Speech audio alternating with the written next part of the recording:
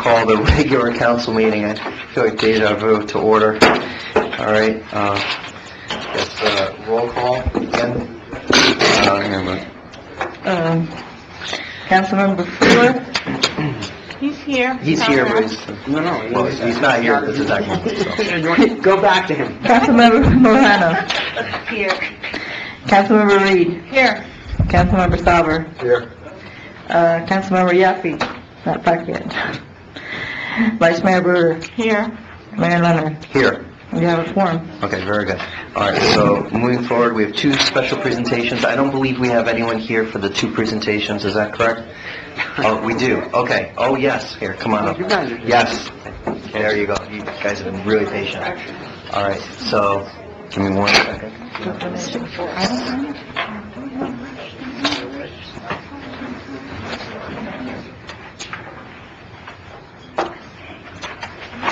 Wow, it's not 7:30 anymore, is it? No, it's not.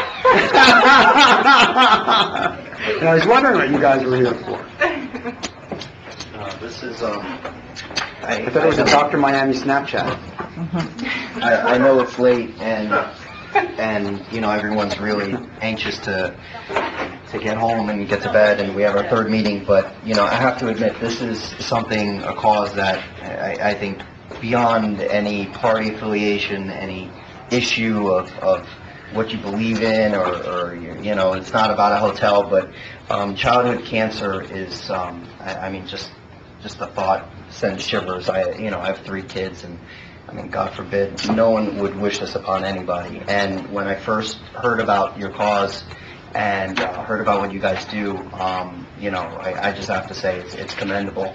And this is a small token of what we can do to raise awareness, is to have a proclamation. And I know you guys go out every year to the municipalities, and it's the least that we can do. And I'll give you, you know, just a few minutes to please just explain what's going on, because it's better to hear from you than from a proclamation, okay?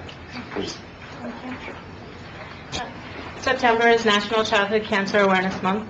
Most people don't know that childhood cancer is the #1 cause of death by disease in children. I didn't know that until my baby was diagnosed at the age of 4.5. He was a very happy and healthy 4.5 years old when he was diagnosed. He suffered through 3.5 years of treatments. Real quick, I'll tell you, he had 55 cycles of chemotherapy, 50 rounds of radiation, 12 surgeries, over 200 blood and platelet transfusions, and he was inpatient for over 440 days of his life. And that's what these kids live through. Although we've made great strides in some of the more common cancers like childhood leukemia, where the more aggressive cancers still remain at a cure rate of less than 50%. And some of them, such as DIPG, which is an inoperable brain tumor, is terminal upon diagnosis. There has been no advances whatsoever. The National Cancer Institute only gives 4% of the federal government's budget for cancer to childhood cancers, and that's for all 12 types of childhood cancers combined. So it is our hope that one day our kids will be as important as the adults are, and that's what we strive for. And hopefully when you see a gold ribbon, you'll remember that that stands for childhood cancer, just like you remember that the pink ribbon stands for breast cancer. Thank you. Thank you so much. And thank you for coming.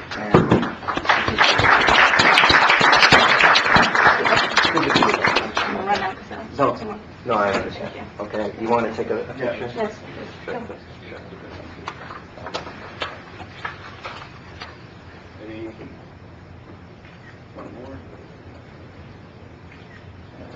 All right, good night. Thank you No, all. Absolutely. Thank you. Thank you. God bless you.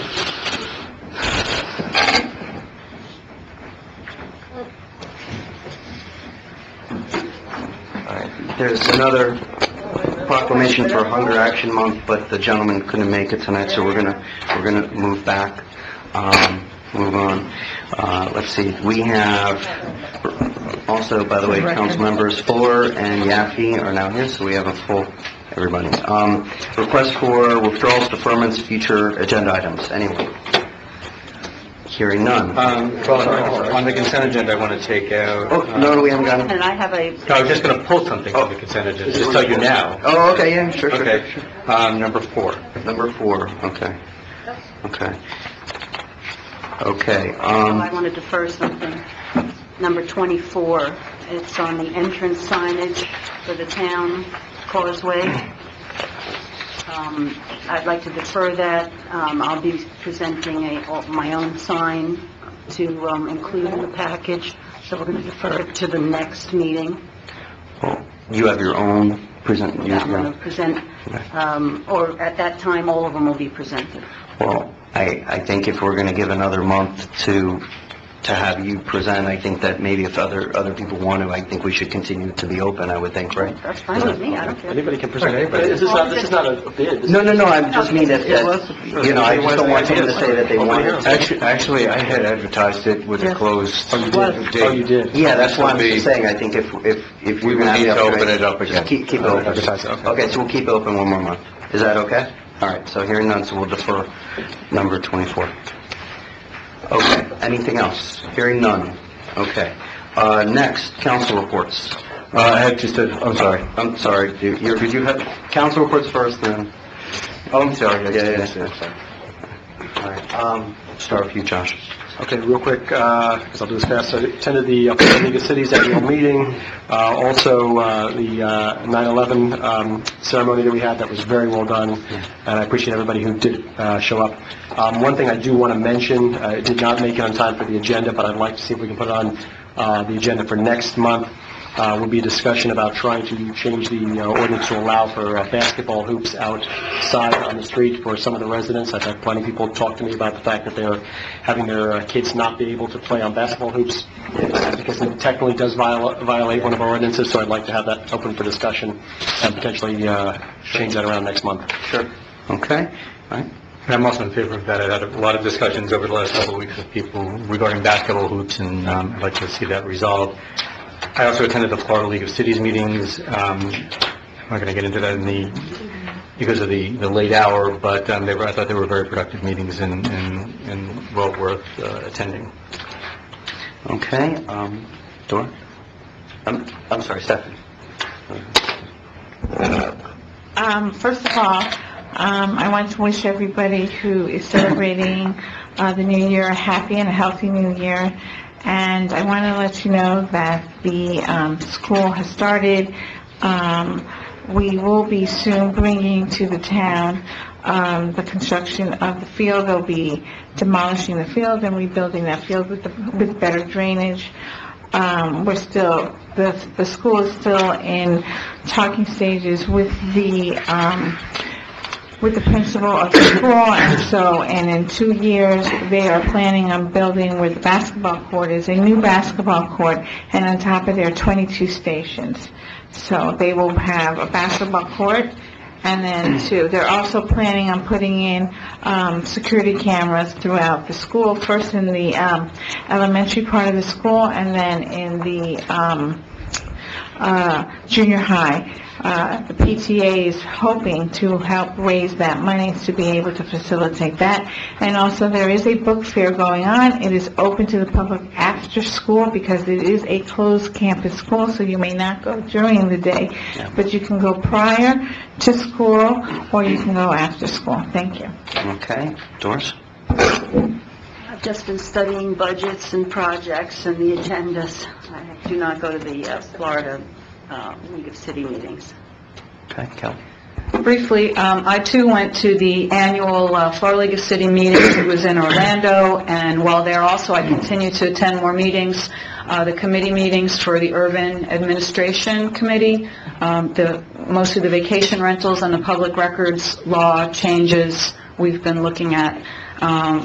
I also went to the Day League meeting in Doral. I guess it was far. I couldn't believe nobody else was there. I was lonely. Yeah, I would have been there. And I was very proud to attend our 9/11 ceremony here at the school. And I think everybody, all the staff members, especially the police department, the manager's office. Bridget was back there making everything go smoothly, Alba, everybody had a hand in it. Chief, it was great. It's not your fault that it's hot weather right now, in September. But everybody was saying, very nice things about it. I was proud. And I was also fortunate to get a citizen's complaint about a code enforcement issue. So I just went by, and Evelyn happened to be there, and I was so impressed with her demeanor, her performance, and the citizen was very happy. So I fired off a little email, but I just wanted to say publicly, that it's really nice sometimes when you catch somebody doing the right thing, and it's a pleasure to say it instead of always complaining about things. So thank you to all our great staff.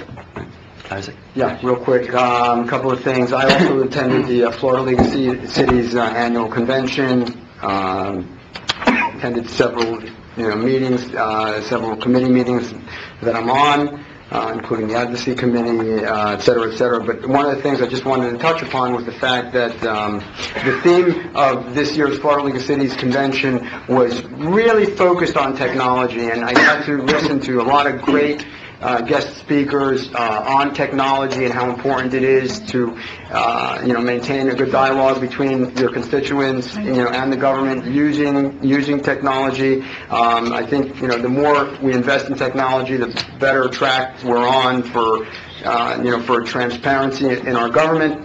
And I actually heard a great lecture from the governmental liaison from Facebook, and it was like maybe a 29-year-old kid wearing a T-shirt that just delivered some really impressive information.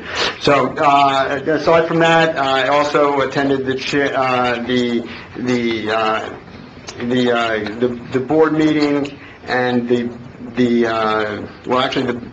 budget meeting first, then the board meeting for the Children's Trust, and then the trim hearing for the Children's Trust, in which we adopted on first reading our budget, which went up this year, thank God. Our budget for 2015-2016 calls for just about $120 million, of which funding is going to, $92 million of the funding goes to direct services, funding children and families, and, the rest of the money goes to, other, arts and programs and things like that, and it's, really, really good to be able to report that, and the trust is doing well. And we also, the trust's CAFR, the annual report, did also receive the governmental award for, high standards in financial reporting. And I also got a chance to go to the 9/11 clam bake there.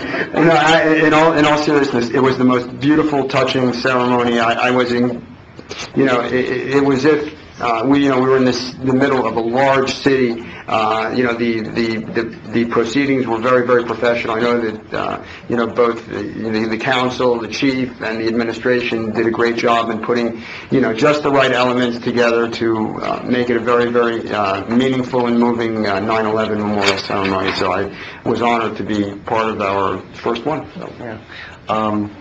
Again, a few comments. One is, unfortunately, I had to make a very sad call today. I gave our condolences to the mayor of North Miami, Dr. Smith-Joseph. As you probably heard yesterday, there was a horrible accident off 135th Street, and a 16-year-old child was killed by a car right before school started.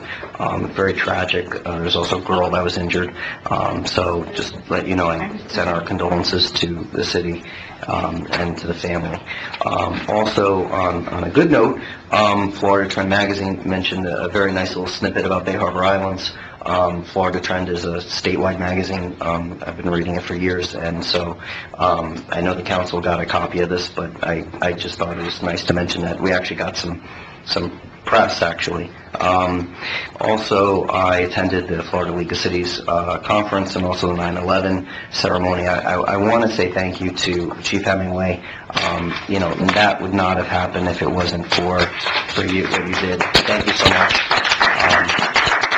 And I also want to thank someone who's not here, Colonel Pace.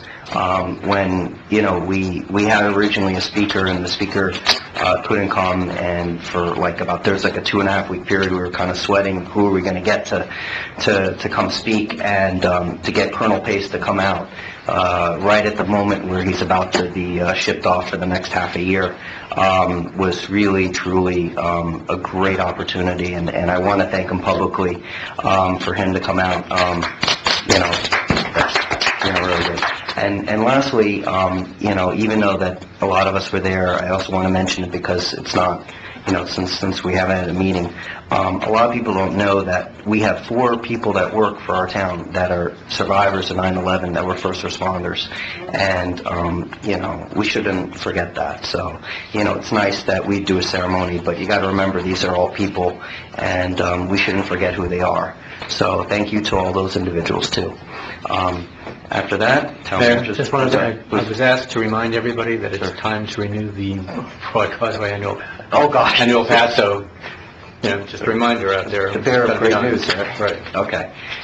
Ron, you're up. Okay, I'll make it quick. If you haven't noticed, we have a Facebook page now, and it's been managed. It's doing very well. Actually, we get more hits on the Facebook than we do on the website. If we had an app, I would have known that. Okay. I'd like to thank Bridget for really jumping in and really doing a great job making, if you notice that within minutes of the closing of the 9/11 ceremony, 9/11 ceremony, she had uploaded pictures, videos, and it's a lot of work, but she does a great job, and glad it's being done. Good news, I should be able to give you a groundbreaking date for the community center in October. The permitting, and I'll know better when they come out of permitting, and it's still at the county, FD and Durham have to get in there and give us a couple of comments, even though the fire department is in the building, literally next door. But hopefully that'll be shortly. The construction, because most of everything is done in there, it's really just a build-out of interior space. Our after-school program, we're already over 200 kids in the first week. Last year we had almost 280 kids by the end of the year. We're already over 200 in the first week. We anticipate really breaking that number significantly. So that's good, and we're hearing just a lot of good things about the program. Lastly, you've all mentioned 9/11. I have to tell you that this, and I'll echo what Jordan said. It really was an effort by the chief. He came to talk to me about it. You might not know that last year we actually did something small right in front of Town Hall, and it was really nice. And this year his ideas is, if you don't know by now, he's a pretty big idea guy.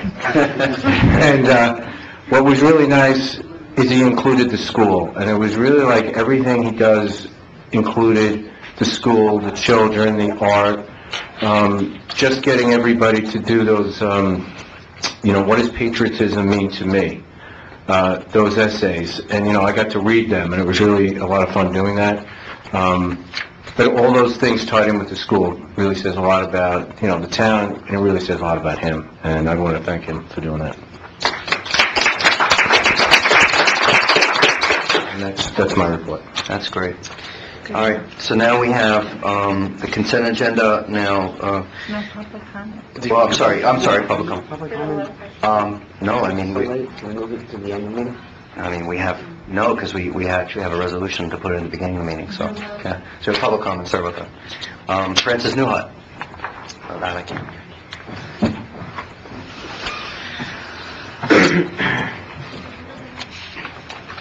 Francis Newhut, 9920 West Broadview Drive. When town government elections were required to change to paper ballots approximately a decade ago, why hadn't council simultaneously revised town election policies, similar to the majority of other municipalities, to only having 5 council members with term limits, an elected mayor, and a less confusing month for elections? Why do we still have the 4 remaining council members who were involved in the writing of the town's charter on November 8, 2008 ballot not include term limits, nor language of an elected town mayor? Therefore, why has it been stated that by having Bay Harbor elections in November would be too confusing? Why has changing to paper ballots caused the following annual Bay Harbor election occurrences? 1. Confusion of what day are town April elections. They're changed by ordinance every January. 2. To add to the confusion, absentee ballots are sent out before meet the new candidates. 3. Excuses with election announcements, Channel 77, Bay Harbor Internet, and the Kane Concourse Announcement Board. And 4, and possibly government behind the scenes, harassment, threats, and suppression of freedom of speech toward these new candidates. Why has changing to paper ballots possibly caused a dysfunctional Bay Harbor election system, where incumbents and appointees winners every time, and possibly causing citizens no interest anymore? 1. April 5th, 2005, there was no election. They appointed the council members. April 4th, 2006, no election. Incumbents won. April 17th, 2007, incumbents won. April 1st, 2008, incumbents won. April 7th, 2009, incumbents and appointed won. April 20th, 2010, incumbent won. April 5th, 2011, no election. Incumbents. April 3rd, 2012, new council members that did not fill their term. April 16, 2013, incumbent with 1 non-incumbent seat opened.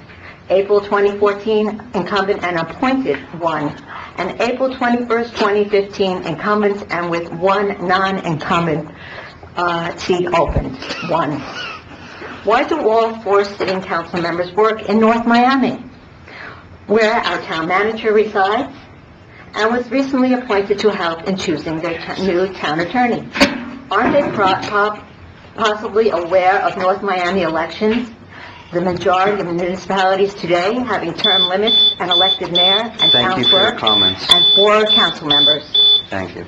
I was going to say that I was time is up, hoping you would Mrs. bring the Millet. charter and ordinance Thank you so committee much, back Mrs. again. Millet. Please sit down. Okay, thank you. For your comments. Mrs. Please Kennedy, consider the charter and ordinance committee please sit once again. down. Mrs. Kennedy, you're up, please. Thank you. She doesn't have to sit, she could stand if she wanted. Kathleen Kennedy, 9900 West Bay Harbor Drive. I too want to thank the chief. He saved my dog. My dog passed out the other day. Where is he? Oh, my dog passed out the other day, and the chief happened to be on the street. I think I told you the story, and brought it into the police station because somebody took my doggy bowl, but we found out who took our doggy bowl. And so the chief, we have an amazing chief, okay? And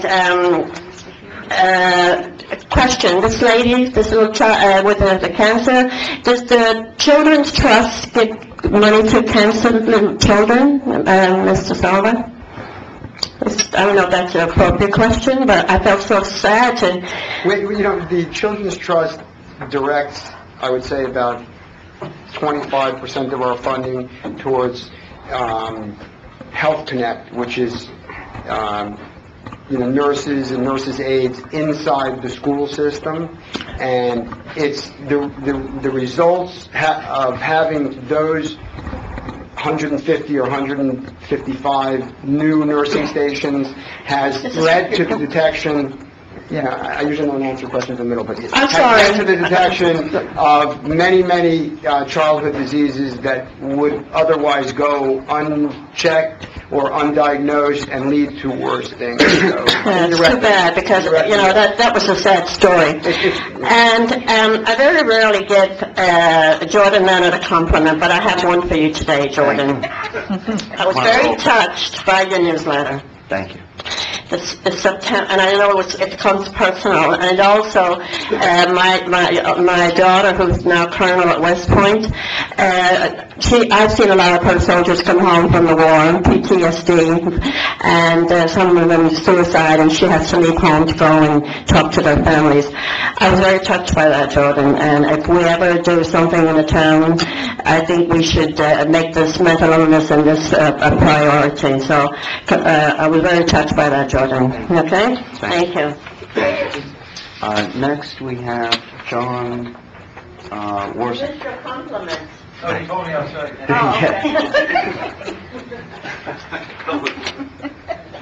Good evening. Good evening. John Worsing, 1050 Kane Concourse. I'm the Director of Sales for the two projects, Laserdent and ProHouse, that are being built by Brazaska. I came up because we see on the agenda there's a resolution tonight for the... I'm sorry, you speaking on the item? No. Okay, I'm sorry. I'm speaking towards the item. No, because this is for good and welfare, you don't speak on the item, you can speak on the item when we discuss it, so if Okay. you're gonna... That's why I wrote item 5 on it. Okay, so you wrote item 5. Okay, so, all right. All right, so there you go. So good and welfare is over, sorry. All right, so hearing no more public comment, we're gonna go to the consent agenda. Well, wait a second, hold on, we have some polls.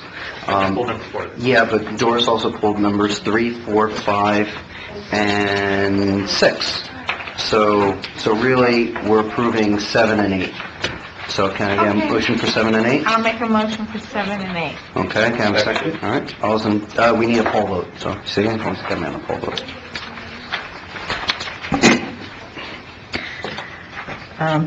Councilmember Yaffe? 4. Councilmember Salver? 4. Councilmember Reed? 4. Councilmember Morano? 4. Councilmember Fuller? 4. Vice Mayor Bruder? 4. Mayor Leonard? 4. Passes. Oh, approval on 2, okay, so now, item number 3. Consideration and approval of a resolution requested by Councilmember Salva urging the Florida State Congressional Representatives to... I'm sorry. Yeah, we don't have to read the item, so, Councilman Morano, you're up. Okay, I mean, I just was surprised this was even on here, and, I mean, I don't know how everyone else... You need to speak to the mic, they can't hear you. I was just surprised that this was on here. I'm not too familiar with the agreement, and I think having an agreement is better than no agreement, but I don't know how everyone else felt, and I just wanted to state that I was against doing this. Okay, So, right, we're going to vote against it. The agreement obviously speaks for itself. The news has talked about it ad infinitum, and, you know, I think it's important that we just show moral support for the rejection of the agreement. All right, so let's vote on item... What about comment? I'm sorry, do you have other... Yeah, I do. Okay. When I first heard about this, actually, I was approached to sponsor the resolution, and I read it, and I started doing a lot of research. I watched the Israeli ambassador to the United States, Ron Dermer, who's from Miami Beach, talk on Putney. I went online, I went to the Miami Herald, the New York Times. Debbie Wasserman Schultz did a 5-page op-ed on September 6th, saying that this is the hardest decision she's ever made in her 23 years. I got a hold of all the information that I could. I received a postcard in the mail from our school board member. I made a call to congressional offices and just sought out information. And my conclusion is that this decision really, you know, even just to support it and show moral support, you have to have the information. And I don't think that we should even be entertaining it at this level, because for a decision this critical to the world, to, you know, all countries, including our own, we would need access to classified military intelligence, because that's what Congress members get. They go literally, you know, to the sit room and get classified briefings, and people that are reading all these articles in the paper, you know, with all due respect and deference to the emotions, you know, behind it, and I certainly understand and support no violence of any kind worldwide. You know, I support the people and the intent for the protection, but I don't think any of us, if we're not privy to that classified information, I don't think any of us are really equipped to even make a decision on the resolution. It's disingenuous. And after reading, you know, the struggles that Congresswoman Wasserman Schultz went through, you know, and there's a lot of backlash, and there could be backlash at this level. And, you know, I've been warned that maybe I shouldn't say anything, that I should just go with the flow. But, you know, that's really what I'm coming away. And I would like us, also, it's a moot point, because the Congress members have pretty much expressed themselves. I think there's, you know, one more vote, but everyone's aware of where they're going. I would like to see us maybe adjust the resolution, and since the deal appears to be going through, that we would urge Congress and the President to enforce this agreement, because that's really what it's all about. So I don't know if you would be open to that, to make your resolution more that we strongly urge them, since the deal seems to be a done one, that they stick to their guns, just like you said. Someone comes before us and makes promises, and they vehemently enforce the agreement. No. Okay. All right, so let's vote on item number 3, unless if anyone has any other comments. We can just do a voice vote. All those in favor say aye. Aye. Anyone against? Aye. Okay, 2 against. Wait. There was no motion. I'm sorry. Oh, I'm sorry, move it. Second. Thank you. Motion second. All right, so, there we go. All right, so you have that, right? Okay, Yes. good. All right. No, that was not a vote. I was pointing to Marlene. So we have not voted. Okay. And, All right, how about we poll vote, please? Okay, we'll get it done. I'll second it. We have a motion, we have a second. I have a Poll motion vote, and a please. second. We'll do the poll vote. Councilmember Ford. For. Councilmember Morano. Against. Councilmember Reed. I'm going to vote for it out of deference and sensitivity to those who feel strongly about it, but my comments stand. Councilmember Salver. For. Councilmember Yaffe. For. Vice Mayor Bruder. 4. Mayor Leonard. 4. All right, 6-1. Great, all right. Number 4. Doris, you brought up first, so. Yeah, I'm against anything more than 11 o'clock. Okay. I think 11 o'clock is enough. Go ahead. I just want to clarify, before we real quick, clarify this again. Just make sure that everybody's clear on this. It's not, I hate to tell you, but it's not, my understanding is it's not for 11 o'clock. It's 4 hours from when we start the meeting. Yeah, the meeting starts at 7, so that's Right, but technically our meetings tonight, for example, started at 9:30, so just be aware of that. That's technical. I just want you to be aware of that. Technicality. We're all talking about 11, but... Yeah, but it's not 11. Clear, exactly. Yeah, please. So,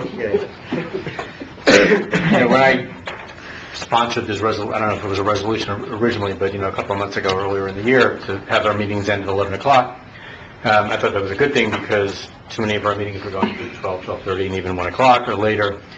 I don't think it's really productive for the council, for staff, for members of the community who are sitting around and want to speak on items.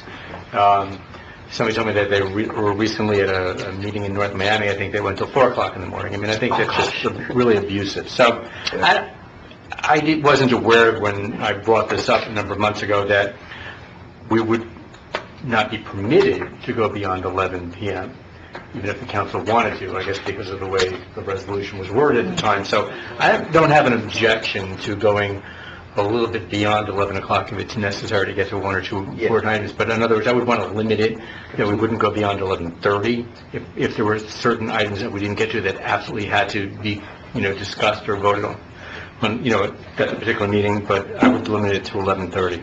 Oh, wait a minute. There's a matter of abuse of it, though. Of either you're going to do the whole agenda, Right. you can't pick and choose which items you're going to take and say, well, let's just do these. No, I think it's the opposite. I think that there are items that can be taken out of order. We do that from time to time. If there's a contract that needs to be voted on in order to start a project and something like that, then it's going to have to be done. But I would also just point out, and I don't want to belabor this, Isaac, when you started on the council was the Planning and Zoning Board, and we had 2 Thursday morning meetings per month as well as our council meeting. Right. And when I was the mayor many years ago, the first time around, I signed countless authorizations to have special council meetings. We're elected to do what we're due here this evening. If we have to have extra council meetings because we can't cover it all, then we should do that rather than sitting here until very late in the evening. That's my 2 cents. Just for the record, my wife has your picture on the mantle thanking you. Right. Thank you. Okay, you're loved by all of our spouses. It's like next to the Rebus picture. Let me, Side of the room. okay. Let me just say one thing real quick. I agree. I don't like the idea of just dropping the hard deadline. I like the hard deadline. I think it makes us sometimes hit things a little bit faster. But I would recommend, what I'd like to do is be able to move it 15 minutes. That's it, 15 minutes. But, because otherwise it's just going to be the same thing that we always used to have, where just, Jordan, your normal thing was, move to extend, and it was almost a joke. But 15 minutes. But what I think it really falls to is the chair. I think what needs to happen is that at 10:30, okay, right around 10:30, there needs to be a quick pause, and you look at the agenda and see where we are and say, look, this has to be hit tonight, and that's it. And push it then, because what happens otherwise, what we may have a problem with, is just what Bob was saying a moment ago, we may be working on stuff that can definitely sit for 2 or 3 months, Right. and then all of a sudden we get to the last one at 11:15, and that's the important one of the night. So at 10:30, whoever's in the chair, whoever's, that person should be taking a look and saying, this is what we have to hit tonight. But I would go 15 minutes, no more. Yeah, and just, I'll agree to the 15. Yeah, and just so you know, my intent was, not to make it into 1 o'clock meetings, but really, in the last couple of months, we've gotten the agenda out. It's just like the last month, it's kind of really sweating it, where we had the last, item or two to make it out in 10 minutes. And, I want to just make sure that we get all the things that we want to get done. And I'm not adverse to showing up, like Bob said, listen, we got elected to do the business, we're going to do it. I just want to make sure that we get all the things that we need to get done in case we don't choose to have another meeting tomorrow morning. So I'm okay with the 15 minutes. I think instead of limiting it to time, like last month, it was really kind of a chaotic rush, and it was counterproductive and a little unprofessional, and we're not sure. I reviewed it again, and I think what we should do is, the chair, you should decide that, maybe that's our last item, and, push us along, but don't have a hard deadline, because you never want to say whether it's 11:15 or 11:30 or 1 o'clock in the morning, like, you have to shut up right now. You have to go, or, everything stops, shut off the mic, last call, lights go off. We should have the ability to finish that last item, no matter how long it takes, and you will know, like last month, we knew we only needed about another 10 minutes. It was really silly. We didn't realize that we were not able to, but whether we needed 5, 10, 35 minutes, I think we should be able to finish the final item, like last call, and that's what you say, that this will be our last item. I think if you extend to 11:15 and you're in the middle of the item, you finish the item, that's all. Yeah. I don't think that's a problem. I just want to have the ability to be able to do it. When it's 11 o'clock and we have to do it because that's what the law says. The reason that we put this... I know why. why. I understand that, but there was it's a very specific reason that we decided to do that. First of all, the residents themselves have to go to work the next day. They're sitting here all night. They're tired. I understand we are, but we're elected to do this. They, come here and they want to participate, and after 11 o'clock, some of them have to get up and leave because they have to go. So I don't think that's fair to the residents of the town. That's one. Two, I agree with Bob.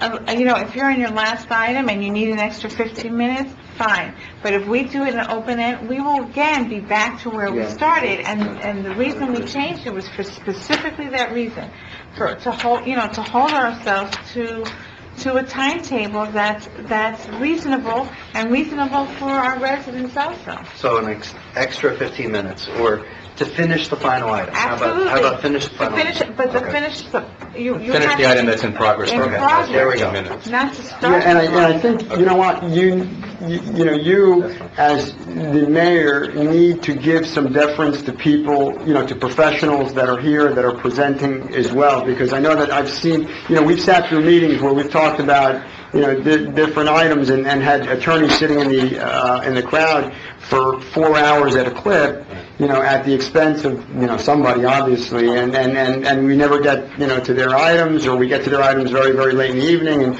just go barrel through it very, very quickly. I remember Tom Glick, was a master at, taking things out of order, taking priority things out of order, taking items with people that are presenting, or lawyers that are presenting in particular, because they bill by the hour, out of order, getting their things done and getting them out of here. And then we can talk about, gardening or noise ordinances and different things like that. But I think So, that's Marlene. and just for the record, I'm against extending the meeting beyond 11 o'clock, because I think we can do everything we have in this agenda by 11 o'clock. But I think it's really Marlene who's going to help Well, us. Ron and I, but, council members ask for things to be put on, and we can't say no to someone and yes to others and that kind of Yeah, stuff. no, I know. That's not what the order is. What I was gonna say is, and it's probably gonna kill me for saying it, but what I was gonna say is that you don't have to start at 7.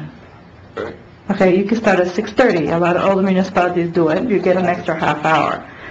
You can start at 6. You can start at 2 o'clock, like a historic preservation board.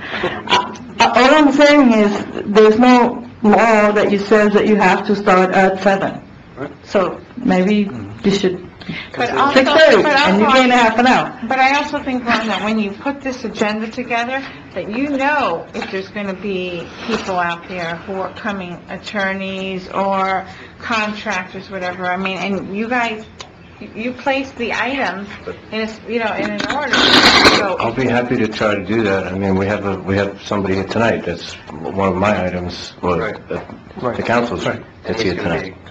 Right, Isaac I have no problem with that. Isaac had a very good point. I mean, Jordan is the mayor of the meeting, just go through the agenda and we'll do it. And pull out the ones where you've got professionals and people who are here and Got nothing wrong get with through it. those. Yeah, no, The we'll do problem comes is when it's not a developer, or it's Kelly's motion or mine that's on there. It always goes to the end of the agenda. No, actually, It's gotta be a fair hand.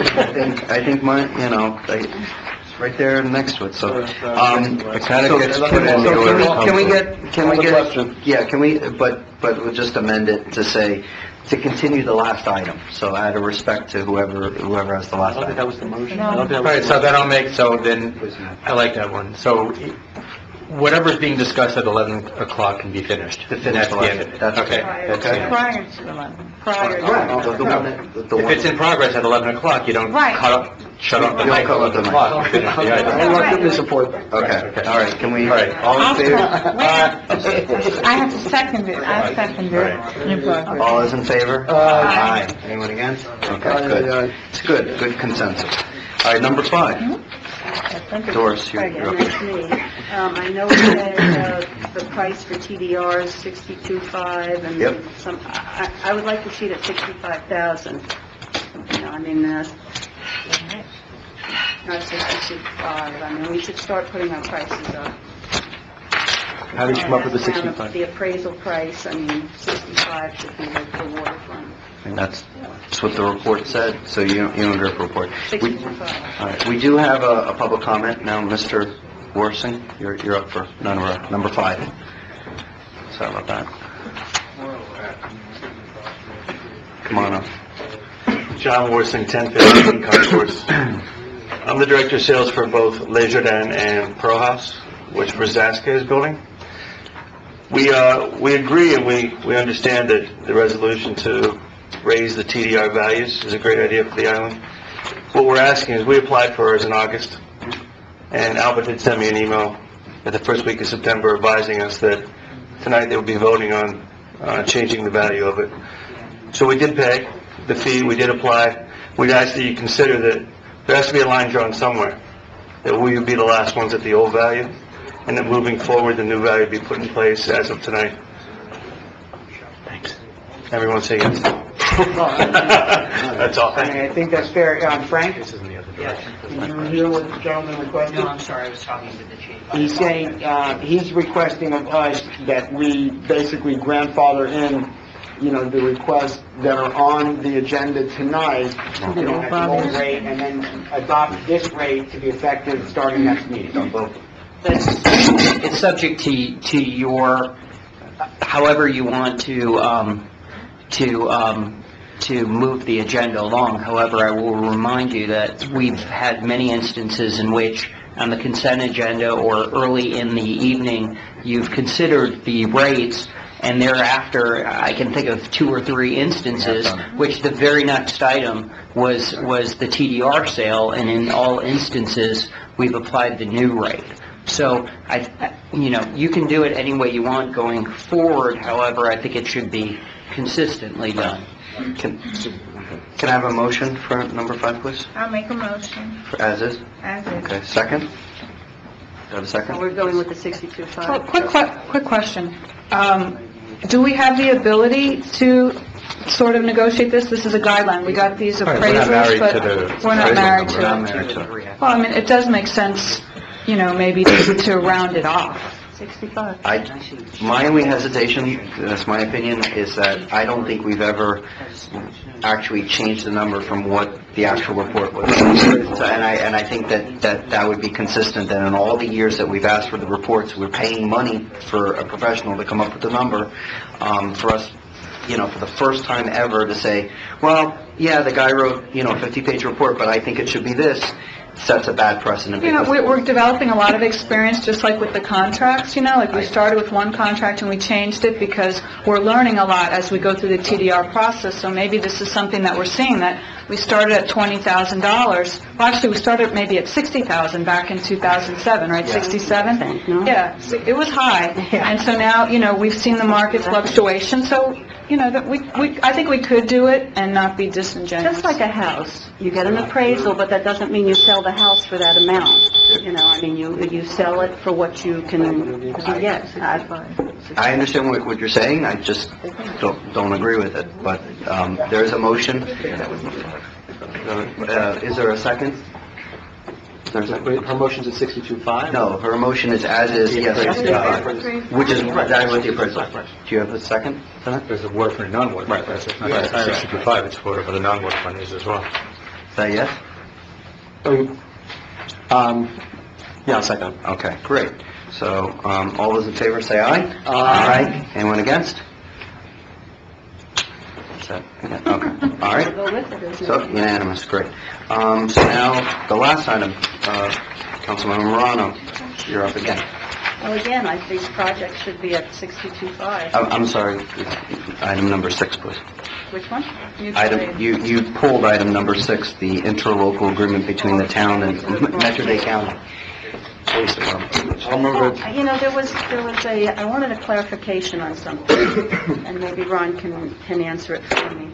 In the mutual aid agreement, it talks about that we're responsible for, like retirement, and, when do we use this only in case of emergency? I don't want police just being brought in from Miami-Dade, and then we're paying them a very high... No.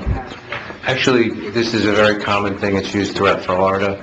Small municipalities often enter into mutual aid agreements with neighboring communities that might have specific things that we don't have. In this case, in North Miami, they're a bigger department. They would have access to things that we don't have. We would not maintain a SWAT team because, thank God, we don't need one most 99% of the time, but that does not mean we could have a situation, a hostage situation where tactical entry would be needed, or an experienced hostage team would have to come in and take control. And that's what we're talking about. There's not to do traffic... No, not just to come in. Now, just so you know, North Miami, South Harbor regularly assist us when the school events, traffic when we have a particularly large traffic details. Vice versa. The vice versa. And that's the way it should be. Don't we already have these agreements with those agencies, so... Yeah, this is important. But particularly, but Metro-Dade is by far a must-have, because there's certain services that we outsource to Metro-Dade, like God forbid if we ever had a murder, Metro-Dade would be the agency that would handle that investigation. We would not do that. We have investigations. We have to have an agreement with Metro-Dade County, because we actually do outsource. But Ron's right. There are other municipalities that we have agreements with. It's very common. There was just a paragraph in here about, is it that we have to pay their pension, insurance, disability, workers' comp? No. Okay. Paragraph 4, so no, that doesn't, that's what it says here, it's all I'll move it. pension, insurance, relief, no? It's by their respective agencies, so, and everything here, it's the agency's responsibility for their So employees. isn't the one calling them in No. responsible? No. No, everywhere written is, it could be better written, in my opinion, but as I've seen, they've been unwilling to have those. It's the political subdivision having responsibility for their people. When you read 2 and 3 together, when you read the indemnification of C, they all are consistent in that regard. I think it's exactly the same one that we passed last time. We have a motion, do we have a second? Second. Okay. All those in favor say aye. Aye. Ayes have it. All right, we're moving on to item... I suggest that Yeah, we're going to move over to 14, take care of the 3 TDR transactions and... Actually, I was actually going to handle first, I was actually going to handle the number 18. All right, sure. Because we have the PBA here, and I know that's for our town, so... Yeah. Okay. Sorry, I didn't mean that. I was on the right page, though, so... No, right. I mean, you're... Okay. Number 18. We've got people waiting.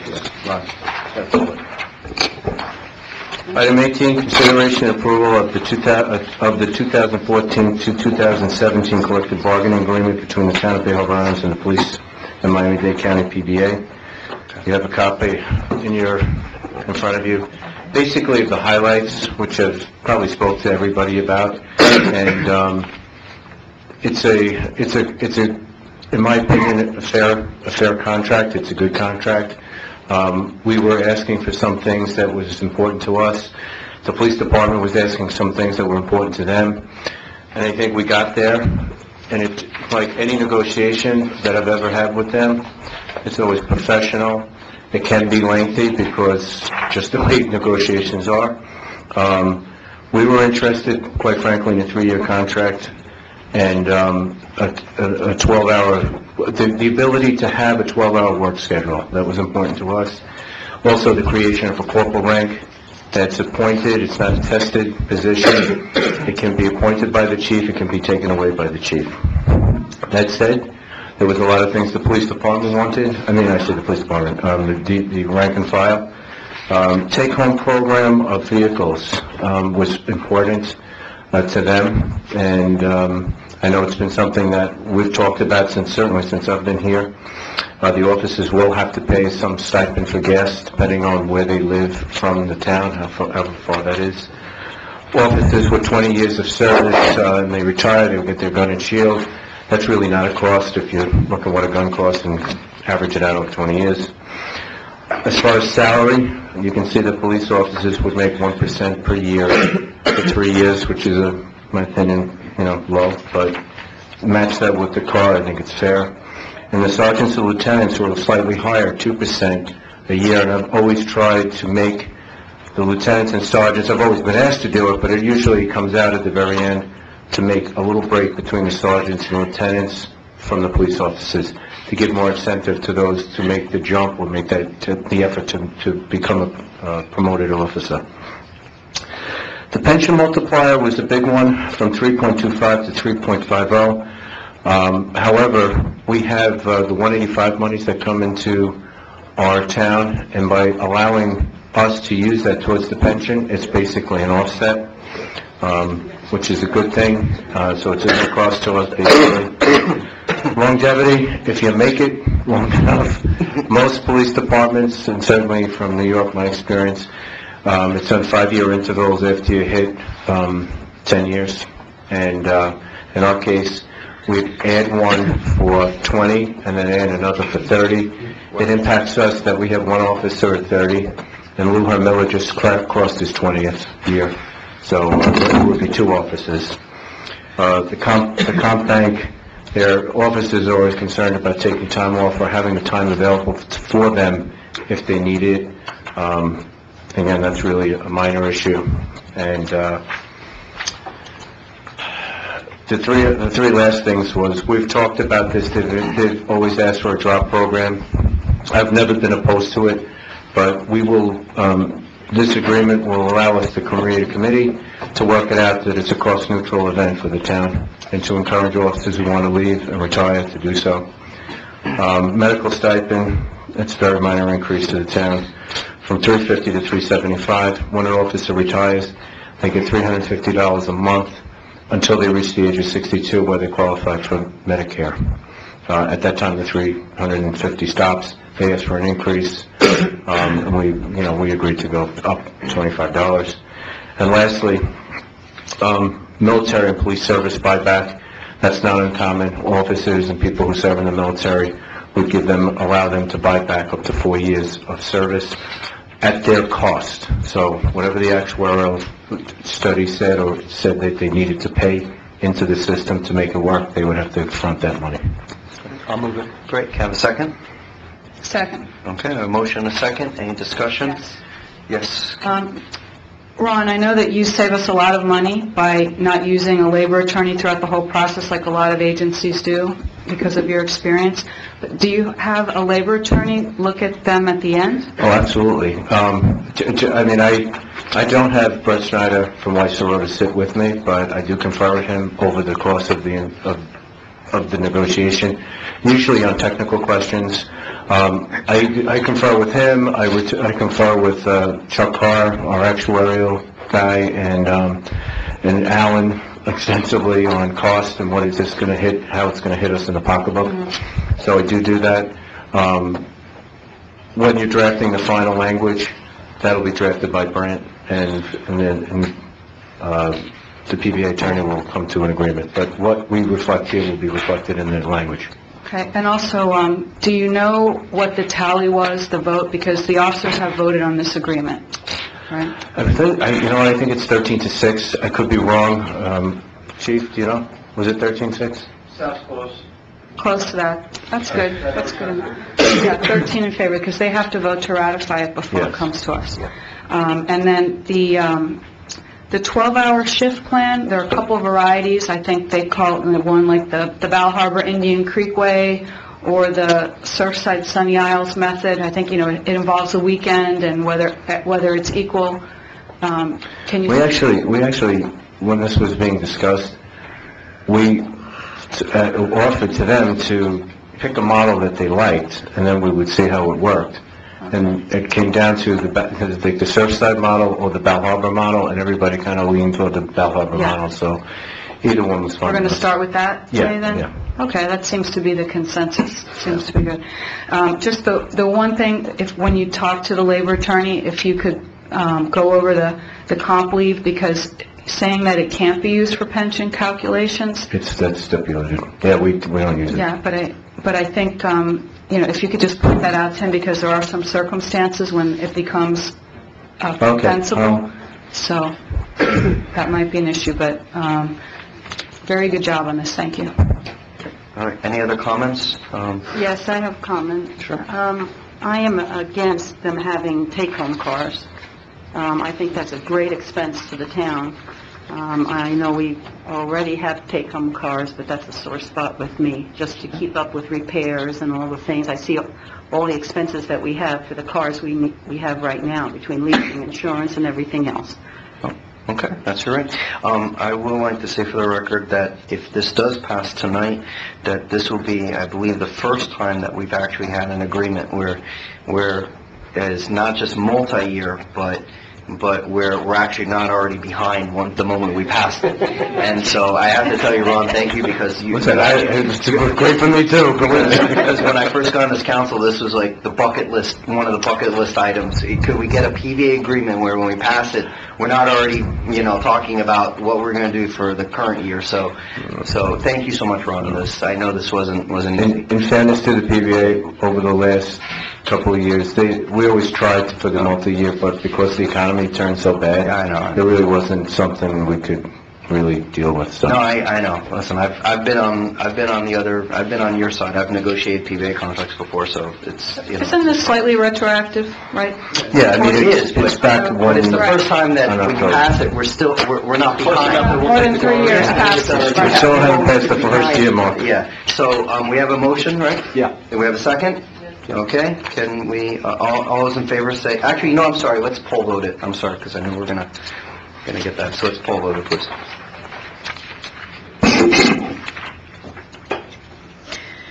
Councilmember Yaffe? 4. Councilmember Sauer? 4. Councilmember Reed? 4. Councilmember Morano? Against. Councilmember Fuller? 4. Vice Mayor Bruder? 4. Vice Mayor Leonard? 4. Mayor Leonard, sorry. Congratulations. All right, thanks. Can we pull 22? Yeah, we're going to pull, actually, no, I'm sorry, but first we're going to get to, oh, they're here for 22? Yeah. Okay, all right, let's pull 22. All right. All right, 22 is on single-family driveways. Mr. Rose. Discussion and direction to staff on proposed changes to ordinance regarding single-family driveways, driveway materials and related items. All right, let's see. First, we'll hear from the public. Yeah, I know, but first we have Mrs. Cohen and Mr. It's a I'm sorry, Babchick, sorry. Okay. Hi, council members. My name is Fabiana Cohen. I'm here with my husband, Alan. We recently moved to a house here in 1331 98th Street, and we're here to ask you to not include turf block in the list of prohibited materials for driveways. I think you may have spoken about this. Okay. I think you may have spoken about this briefly in another meeting where we were not here. And in the interest of full disclosure, I think you may have seen pictures of our driveway already. We submitted a permit to the town and regrettably did not amend it. We didn't realize that we would need amending because we thought the permit was for pavers with grass, and what we ended up doing was using turf block, which is a type of interlocking pavers with grass. It's not the same thing. We realized we made a mistake. We wish we would have amended it looking back. But in any case, we're here to ask you not to include turf blocks in the list of prohibited materials for several objective reasons, or at least what we see as objective reasons. Number one, it is much more eco-friendly and green than the standard pavers that we have now in many of the driveways. It is a more permeable material for starters, and it's better for drainage, which I know is a problem that at least our island has encountered a lot. Because it is more permeable, it deals better with, it reduces runoff water.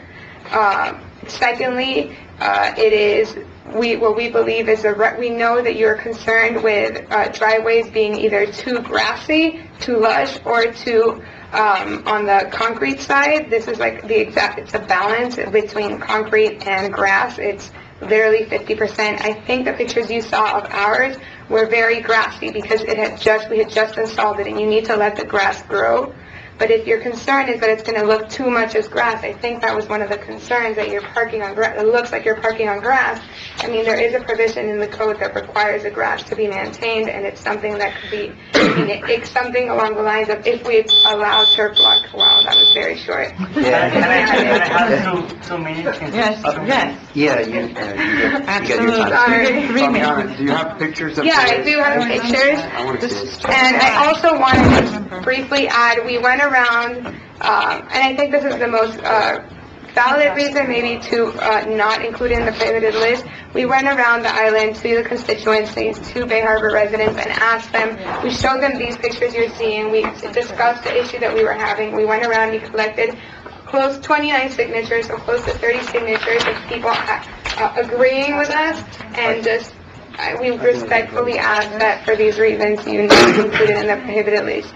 And we do acknowledge that it was our mistake. By the way, there is a picture on the last page. It's a Bal Harbor residence, just so that you can see that other towns do permit it, and it looks what we think is modern. And This is it.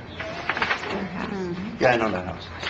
Let me ask you a quick, Mike, I assume you wrote this. Can you just explain to us briefly why turf block is on here? So educate us about turf block. We asked for it last month. Yeah.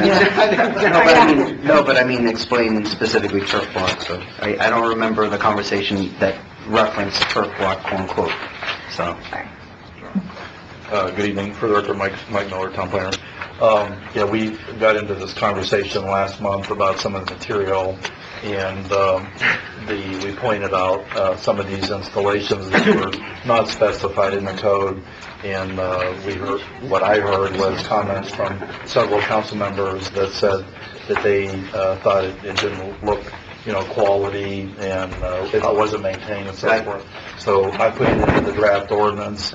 I see whatever you want to do. No, because this is the technical term, and they said they didn't like that that's how turf block terminology gets in there. Because I don't recall the term, I recall we had a conversation about asphalt, we even mentioned gravel, but, and concrete, but turf block was not a term that I was educated on. Typically, it's a concrete block that's open. Right, and now they put sand in it, and then the grass grows, or sometimes they put little rocks or other material in there. They can look nice if they're maintained. They also become maintenance problems if you don't maintain the grass, which is more of a concern. I know in some applications, not necessarily in a residential installation, but in commercial, some office buildings tried to be eco-friendly and put them in. There were some lawsuits, some people trip, women's heels dig into them, and they, But let me ask you a question though. They already put on their house, so aren't they already grandfathered in? If they get a permit? She said that at the beginning of her comment. Oh, that they stopped it. She submitted for pavers and ended up installing something different. Yeah, but let me just make a comment. Fabiana, I mean, my heart bleeds for you guys. I'm your neighbor, literally, I'm down the street from you. The pictures that you show us from Camden Drive look nothing like your driveway. Honestly, I don't know what the difference is, but, your driveway, honestly, after, maybe 4 days of grass growth, you say that 10 times. Grass growth. It doesn't look like this anymore. Have you seen it when it is That's recently? a Photoshop. I mean, I'm looking at the pictures. I'm looking at the pictures that you're showing me. But have you seen? I agree that the grass grows quickly, and that's why there is a provision in the code that requires you to maintain your grass. I mean, if that's the concern, we have been ever since we moved in, ever since this was raised to our attention, it has never grown beyond what is allotted, and you can definitely see the pavers now. And I think these are square, first of all, this to me is an illustration. It looks more, it's like a graphic rendering. It doesn't look like an actual photograph. That's like enhanced for the colors and stuff like that. This... She said that. Right. He just said that was Photoshop. Okay, but this one, it looks like they're actually squares, not the same material you guys use. What about allowing... Use like these. I'm sorry. What about allowing the turf block with a permeable, eco-friendly, artificial turf? Because we do allow that between the pavers, right? And that way you wouldn't have to maintain it. I don't know how you would do that. It would be cumbersome to put some in a little thing. I understand what you're saying, it's a good idea, but I don't know the practical... Because, really, if you have to cut it or, have it weed whacked like twice a week or something to keep it maintained like that, and then maybe you sell your house and someone else doesn't maintain it as well, it could get a little overgrown looking.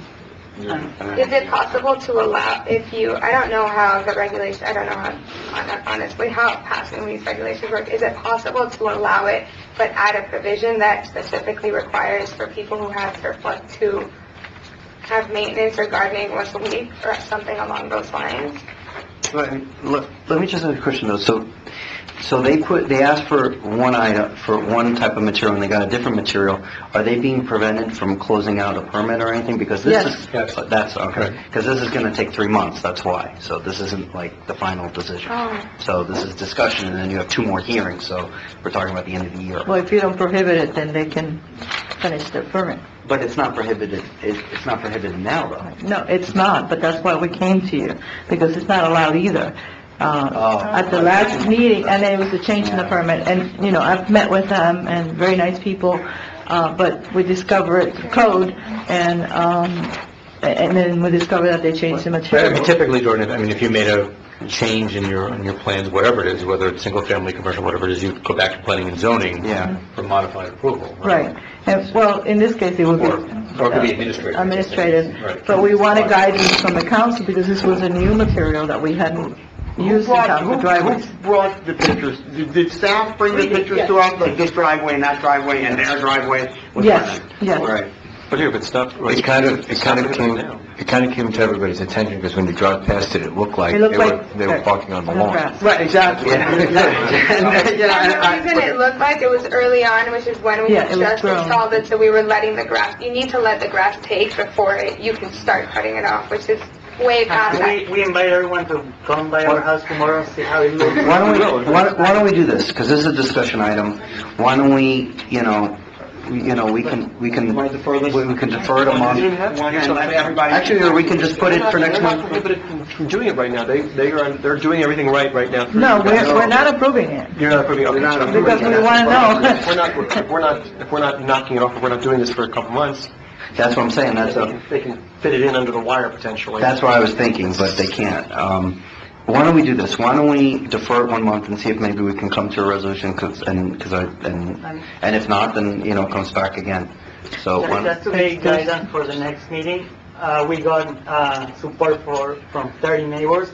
Does it help if we get you 100 or? No, let's just see. Because the neighbors love it and People come to, a lot of, and I'm not making this up, I'm genuinely saying, a lot of people from the neighborhood just walking by come up and they're like, wow, we love your driveway, it's completely changed the house, the look of the house. And this is people that, we just moved, we don't know a lot of people, so. No, it's okay. So why don't we defer it and allow us the opportunity To really- to really go look at it ourselves? And Wait, hold on, but hold on, I think Marlene had you were saying before, we cut you off before. No, we haven't cited them because we're waiting for your, let's so it's not, we're not doing that. Yeah, you can But- toll any citation. Yeah, well, we're waiting for your decision on whether it's gonna be prohibited or not. I just want to put that on record.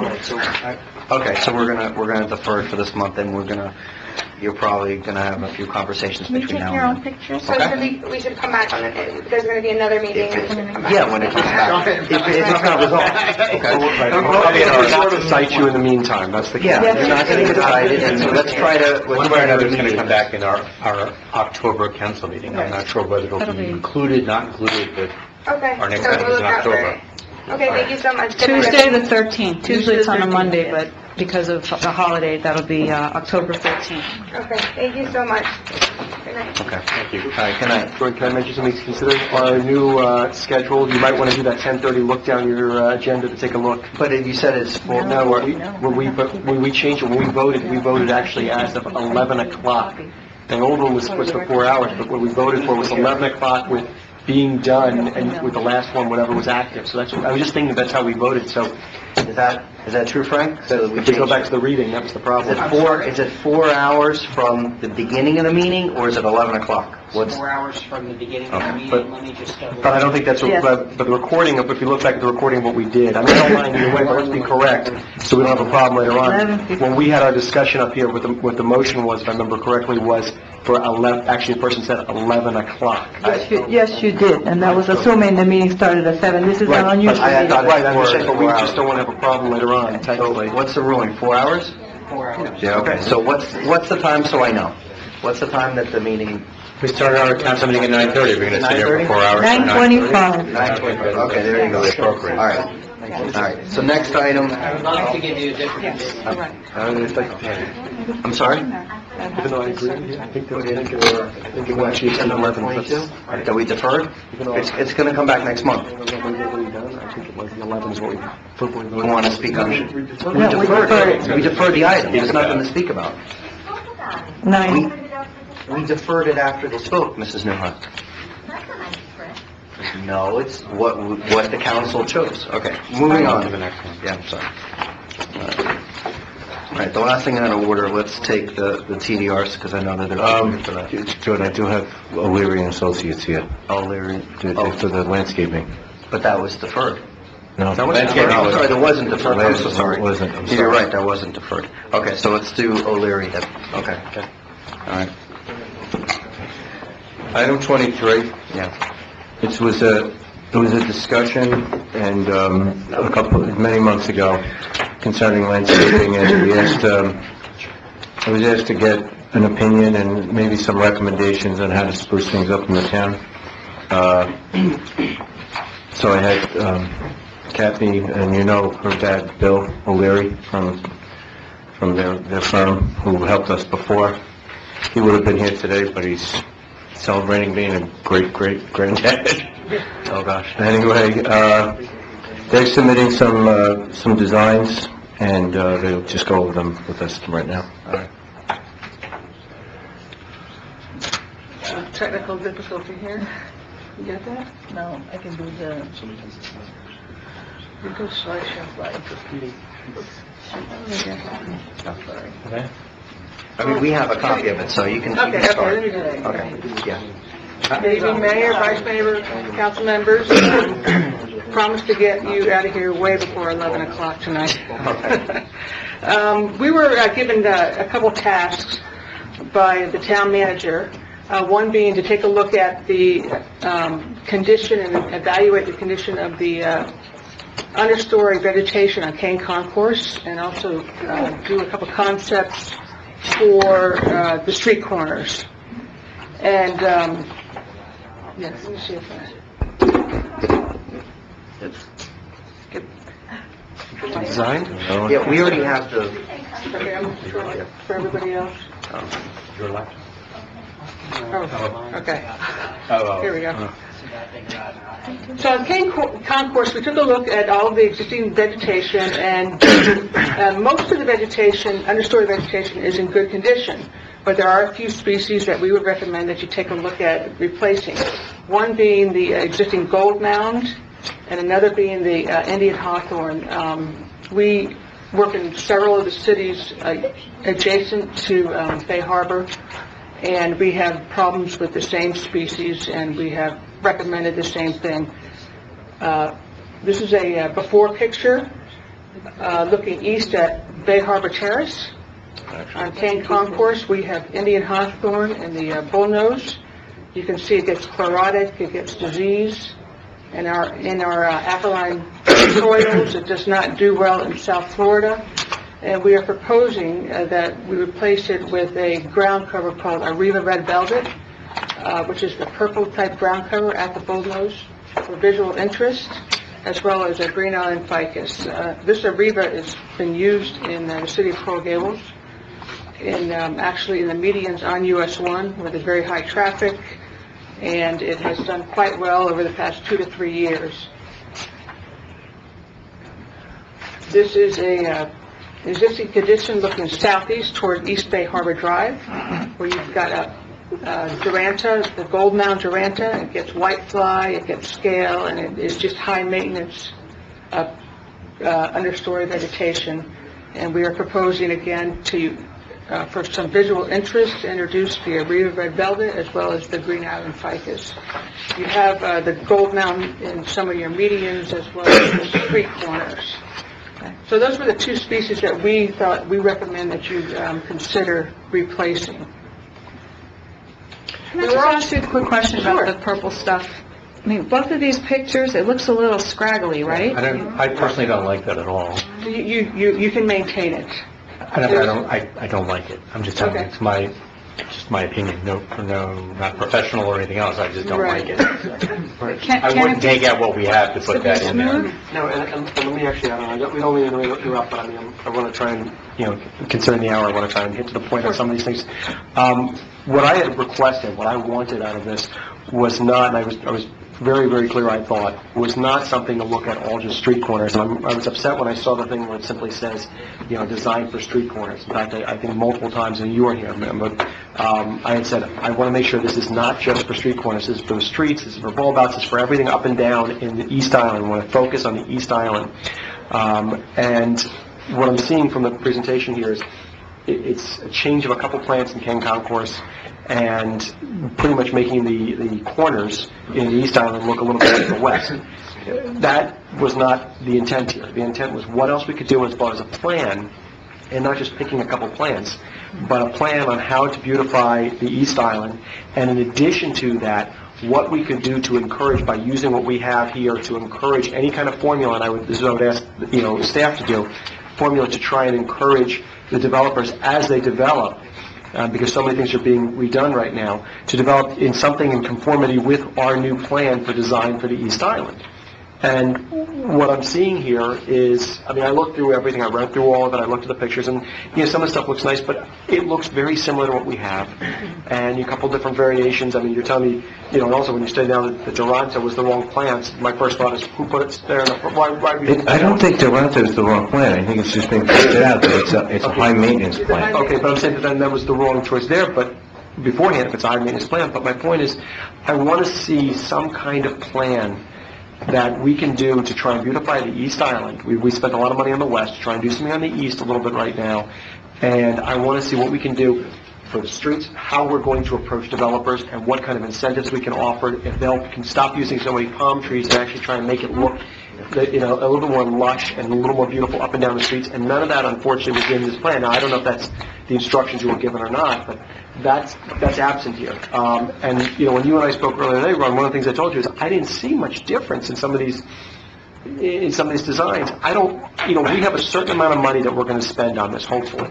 I have no thought in my mind that I'm going to encourage the town to spend a lot of money to make the corners look identical to what we have on the west island, which I don't think necessarily is perfect. So I'd like to find some plan here, and that's Well, honestly, when we developed this, I was just going on what I heard at that meeting, and it was, we weren't happy with the corners. Now, when the original corners on the East Island, in my opinion, I didn't think we should have matched up exactly to the West Island. That each island has their own unique, kind of, look.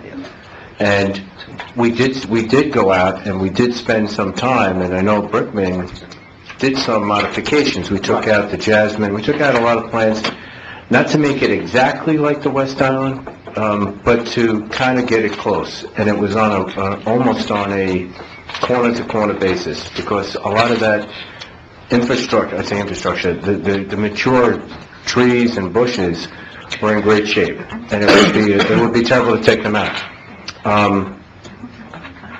I know you don't see much change in them in the corners. That said, I hear what you're saying. I mean, to me, it's definitely a difference, and it definitely wouldn't match up island to island. It's subtle. I'm not trying to make them look alike. In fact, I think, the ones on the West Island, I think the intent was there, but they don't necessarily look great. Some of them, even though we're replanting a few to try and, some that weren't growing right, even when they grow out, they're okay. They're not great. I have a a think what you're saying is you want, as the projects come through, there is a landscape architect from Mike's group that looks at that. But if you want them to, make it really, I want to punch it up for the East Island, because, I sit through planning and zoning meetings, and every time, what I see the developers come up, and they're not doing anything wrong, because they're doing what we're telling them, and they come up and they say, okay, look, we have this, we're going to do this great landscaping, we're going to put a palm tree here, a palm tree here, a palm tree here, and a palm tree here, and we'll put a planter here where we can put the same plants. And that's not what we're looking for. I think we want to try and make it a little more lush. I think we want to make it a little bit prettier. And I think we have an opportunity. There's a lot of problems that people are unfortunately having to undergo on the East Island sitting through the development. But at least let's get something out of it where the area looks better when it's done with the landscaping. And I'd like to see it, formulated now, so that when we go to the developers, when they come, it doesn't cost them anything different to put a different tree potentially as a palm tree. But we're not going to, we have nothing we can do to have them change it around afterwards. And if we tell them we want X kind of tree instead of Y kind of tree at the beginning, they're more likely going to say not a problem. If you go back later on, then... I think there is, I don't know if Mike wants to come up, but there is a formula that you can't plant all palm trees and you have to stick within a certain species. Yeah. Definitely the waterfront properties have a little more of an issue with the taller shady type of trees because of the power lines. On the inside of the road, on the perimeter and all the interior, we have a way more flexibility in what we can demand or ask of them. But we don't have, the problem is I don't see that we have any straight guidance. We do. As far as that. We have a draft street tree master plan that we have given to them to review, Ron. Yes, that was part of this, and it just wasn't ready for tonight. Right. This was, I thought it was more of a, we wanted to see this first, but they're reviewing the plan that Miller and Associates... I'd rather see everything, I think, in its entirety. Unless anybody else feels otherwise, I'd like to see it in its entirety. And again, I stressed it originally, and I understand you're thinking I kept saying corners, but corners are not where I'm focusing. I want to see it. There's only so much we can do that it's not on a corner, but I want to see something that we can see where we're going to do corners, main areas, how we're going to encourage developers, because when we're done with all these projects, I'd like to have it a lot more lush. I'd like to see something that, and I know we somewhat limit palm trees, but we really don't. They throw them everywhere, and there's no shade, there's nothing. I think we have an opportunity, and I'd like to take that You opportunity. don't have to fight me about palm trees. So- Pretty well known that I'm not a palm tree I know that, person. that's So we can bring this... So I'd like to be brought back when everything is ready with the full, I mean, I know Kelly has something to say with the full package. Is anyone in your firm certified in CPTED, crime prevention through environmental design, or is that any part of the layering of what you're looking at? Yeah, I was certified a while ago. I'm not certified right now. I've done the courses. But that's good enough, if you've had it once before, because Yes. that's the one thing I'm noticing. It's very important, especially on the East Island. Some of these where you see that the hedges are blocky and a little high. Right. Just imagine, we have a lot of pedestrian activity after dark, and any place like that where anybody could hide and jump out at a homeowner who's nearby or a pedestrian Right. would be a problem. So if you could, sort of add that into your calculation, that would be a good thing. Okay. Thank you. So just so I'm clear, I'm not coming back with corners. I'm coming back with landscape. The whole vision and how we're going to rearrange this landscaping for the East Island. It makes it easier, I think, for all of us if we see it all as one package. What O'Leary is doing for us, is that is this a for-profit engagement? In other words, are we being billed for this proposal? Yes. Yeah, we're paying them for that, yeah. All right, so we have an understanding. All They right. like us, but, All right, thank you very much. I'm going to get you out of here by 11. All right, so we're going to take one more set, and then we're going to go back to the regular agenda for now. Number 14, so we're going to do 14, 15, 16, and get the TDRs. Mr. Mayor, Yeah. if I may, I'm sorry, I gave you an errant opinion. I was flipping back with my notes, but Yeah. you all had said you passed the resolution to extend council meetings to give you the resolution gives the town council the ability to extend the meetings beyond 6 hours. However, no event shall a meeting extend past 11:15 for an item in progress. So I do apologize. So I wanted to let you know 30 minutes out All right, where we are. so there we go, so. I All right, apologize. so now, please. 14, consideration approval of a private TDR transaction for the transfer of 5 TDR dwelling units from 9201 West Bay Harbor LLC, 9201 West Bay Harbor Drive, to the Islands Club Towers LLC, 9161 and 9201 East Bay Harbor All Drive. right, can I have a motion, please? I'll move it. Do I have a second? All right, is there any discussion? Okay. All right, all those in favor say aye. I'm sorry, what are you approving? We're approving number 14. Number 14. Yeah, I know, but at what price? An exact Oh, I'm sorry, I'm sorry. See? I'm sorry, I was thinking it was the other one. I know, you got me on that one, huh? So, all right. All right, so 14 pass, congratulations. Yes. I'm sorry. Sorry. All right, wait. We didn't vote. We just called for the vote, but I called for the... Mumbling. Yeah. Okay. All right, so you recorded, What was it? right, Kelly spoke again. 152? I'm opposed. You're Are you opposed. opposed to, Doris? On number 14? I don't think, that's the TDR transaction? Yes, it's the private transaction. The private No, transaction. I'm not opposed to it, and I want you to note that it's $65,000. Yes. Okay, very good. All right, number 15, please. A consideration approval of a TDR rights application requesting the purchase of 3 units from the town's TDR bank for construction of a previously approved project on January 6, 2015, to be located at 1170 101 Street. I'll move it. But wait a second, is it I move it at the price, at the current price? at the current price. Okay, and you concur? Very good. All right, any discussion on number 15? All right, hearing none, all those in favor say aye. Aye. Ayes have it, okay, so we answered his question on that. Number 16. 16, consideration of... I'm just curious because I'm sorry. I'm sorry. Can I say something? Wait, Give me one second. Yeah. They presented a contract. I mean, I know what the history that we've done before, but they presented a contract with a price, and that's what they asked us to approve. So typically, we we involve the applicant and get their, willingness to go with that. That's all. So All right, so do you want- he's the applicant. He's the applicant. He wants to come forward. I mean, What was the calculated difference between the old price and the new price? It was 40 versus 52? yeah, it's 12,000 per, Yeah, no, it's... Not for 3. Edward Bekelenik, 1135 King Concourse, 6th floor, Versaska Group. I'm the managing construction director. We're just to plea a little bit, we had our construction meeting this morning, and everything went fine, and we practically all approved for foundation for both buildings. We own, not own, but we rent 2 spaces as a sales office, 1050 King Concourse and 1135 for offices. Okay. We have 2 buildings here in the islands, and I just would like to also request if you guys could give us under grandfather law and give us the old prices for TDRs.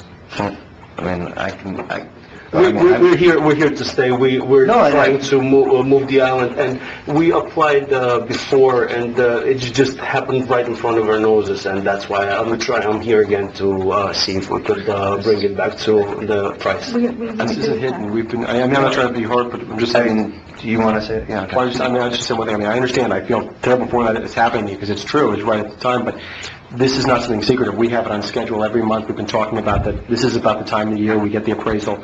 I mean, this has been out in the open, so if anybody who's been to meetings or watched the meetings or read the meetings for a year, we would have known that this was coming, and it was more than likely going to be raised at this meeting. So it wasn't that we were waiting for this meeting. We had to satisfy our private TDRs before we could come to you and ask for the city bank. So we diligently did that, and it was at this time, unfortunately, that we're on the same ballot or same agenda. There's a process. I mean, there's a process to do this, and unfortunately, that it fell in this way. But the reality is that, you know, I mean, this is what happens, and you're not. We agree that you're not the first applicant. There's a value of it in the city. We were just asking that we were on the same agenda, that we be on it with the. Well, we haven't allowed other people who've been in the same position, and so we need to be consistent. Yeah. And out of consistency, I cannot agree to that. I mean, in fact, actually, in the last month, I actually, you know, made the motion to apply for a sale based on what a private transaction was, and it wasn't concurred by my colleagues. So, I mean, to be honest, I mean, you know, this is something where it's you know, we pay for this study, and we do it on a regular basis. And if you've been to our meetings, you would have known that we ask for the study. And the question is, how often do we ask for the study? And the reality is, if you couldn't purchase your private TDRs with enough time to be able to make it to the agenda to ask for us, then I'm sorry, but let me just say this. You know, you're asking to purchase our TDRs. We're under no obligation to even give you the TDRs. I mean, we're selling it to you, and we're selling it to you at fair market value. But quite easily, the council can decide, we're not going to sell it to you, and you have to go get your own TDRs, and that's just the way it is.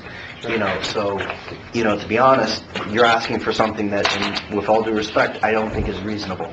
I don't think it's reasonable to sell something at below market value when we have a study here.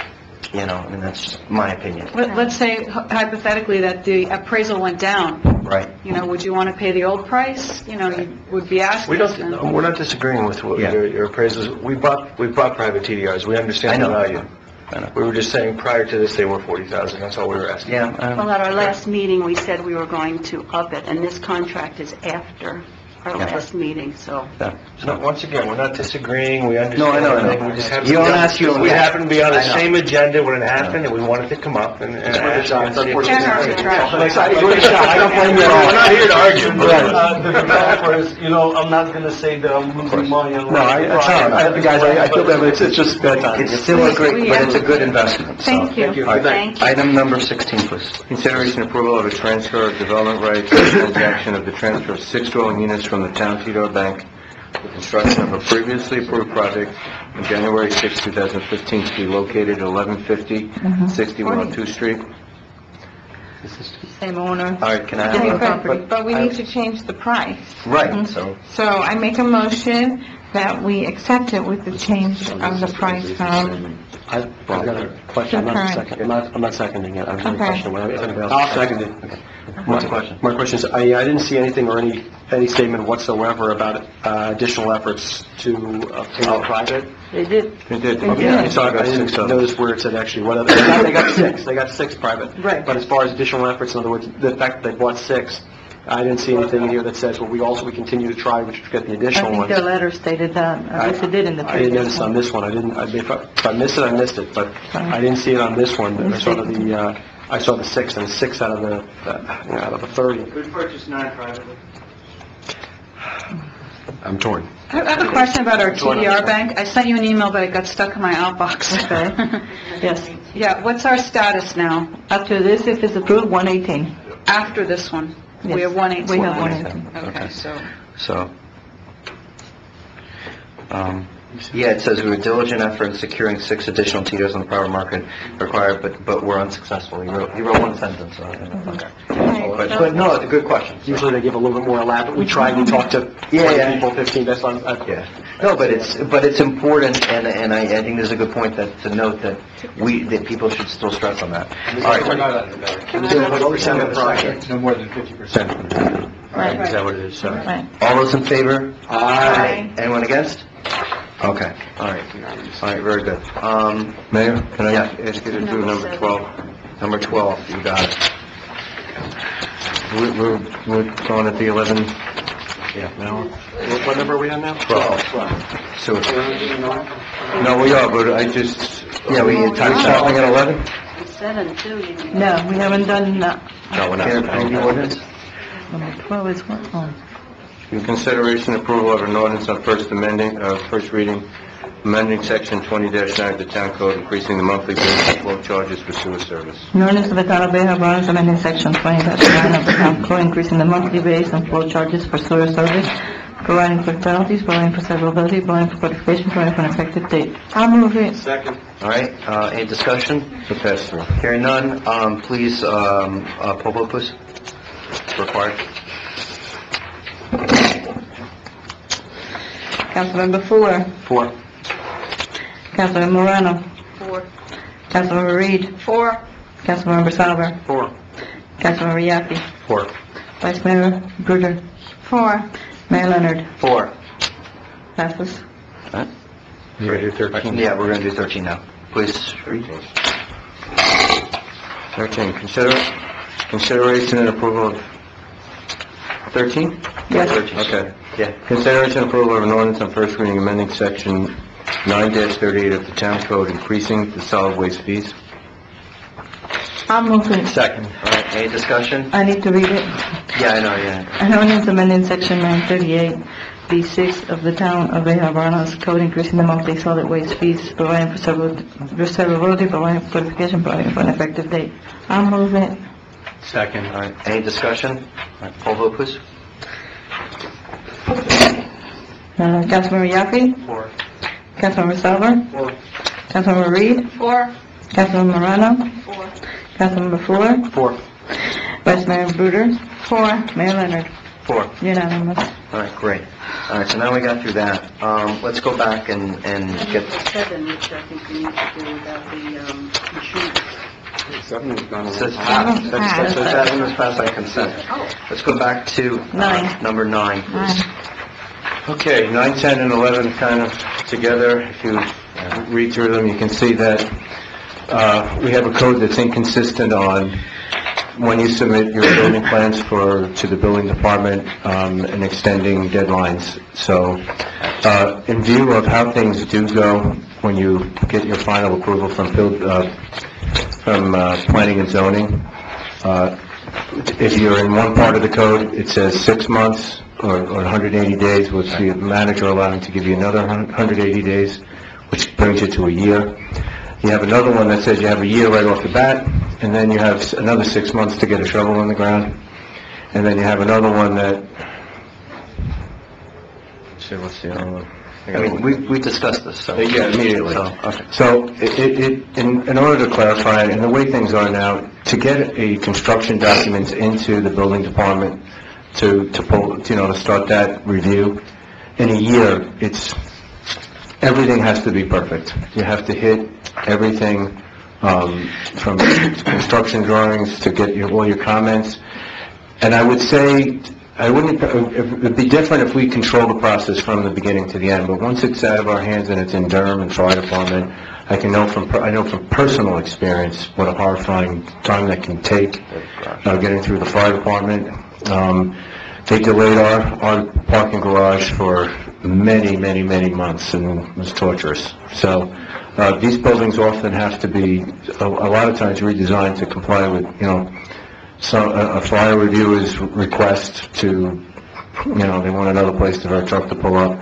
The lots are very tight, so they do comply. Sometimes they even have to go back to P&Z for another approval because the outside of the building has changed. So to get it in a year is really hard. I think, having it in a year and one extension cleans it up, makes it consistent, and it makes it a lot easier for everybody in the staff to judge this in one way. Yeah, we've discussed this for a long time. If Mike or Marlene want to add on this, because... That's it, making it in all the zoning districts the same. Can I get a motion? Second. Okay. I know, but first I have to have a motion and a second before we hear it. So now it's your opportunity, Mrs. Newhut. You're up. How does 11 o'clock thing work? 11 o'clock. 11:15, we're done. 11:15 if you're in progress If we're in progress, right? Done. with an item. Okay, this will relate, Francis Newhut, 1060 King Concourse. I am familiar with building permits. And if you read what you're asking for is for the final working plans to be submitted to the town manager. Originally was for 180 days. This one goes to 365 days. And then he goes on to say, okay, we'll give you the 365 days, and if you like, I'll give you another 180 days. Well, you know what? We're being stuck. We're being stuck with a lot of empty lots. And if you talk to these developers who are just here, if they're going to build in this market, this great market right now, which is going down, by the way, if you're talking in this market, they want to build today. They want their building permits today. Anyone who is asking for 365 days is not building. They're going to leave us with an empty lot and TDRs that we're going to lose because that program is dwindling terribly. We don't even collect. We should be collecting TDRs up front like the mayor Wallace had, and I think Yaffe had done the closing on that.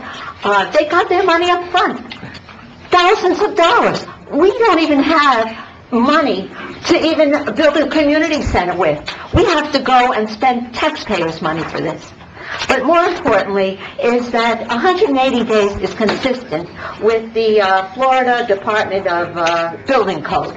Okay, it's code number 105.4.1 for 180 days. So why are you rocking the boat? Every time we do any kind of changes, including the TDRs, which should have been upfront money, that now we're not going to get for maybe 2 years, is because you keep changing things.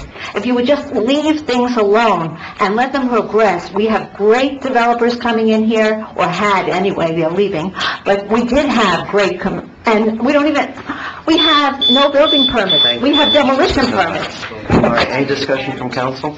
Yeah, she has a point as far as, I don't want to see empty lots either. I mean, I'm all for extending if, the project is really moving forward, but I mean, if it is stagnant, there should be some way to stop that. I can tell you, just to your point, we've had probably in the last, I'd say in a year, we've had a couple of these projects come in front of us where we know they were working really hard to get it in here. They were in front of this council asking for a couple of days. In one case, they needed like days.